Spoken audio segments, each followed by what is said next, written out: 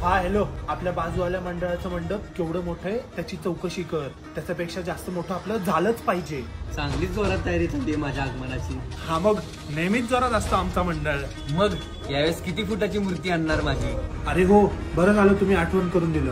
Hello, हे बघ, यावेळेस सर्वात मोठी मूर्ती आपलीच झाली पाहिजे. चांगलीच कॉम्पिटिशन चालू आहे तुमची माझ्या नावाखाली. हो मग, लय खतरनाक कॉम्पिटिशन असतं आमच्या इथं.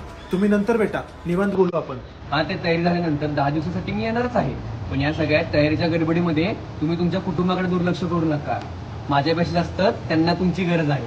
बरं ठीक आहे, थांब मी तुला फोन करतो. अहो सध्या कॉम्पिटिशन एवढं वाढलं आहे, काय सांगू तुम्हाला. एक मिनिट. हा आई बोल ना.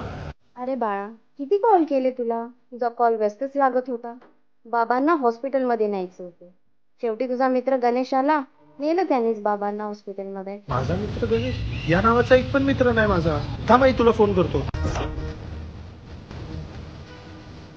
अरे इथं जो होता तो कुठे गेला?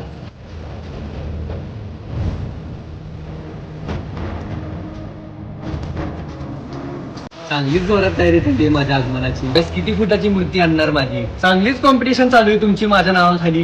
हा, ते मी तयारी झाल्यानंतर 10 दिवसासाठी येणारच आहे.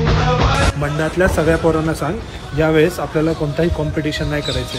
जे करायचे सगळं मनापासून करायचे.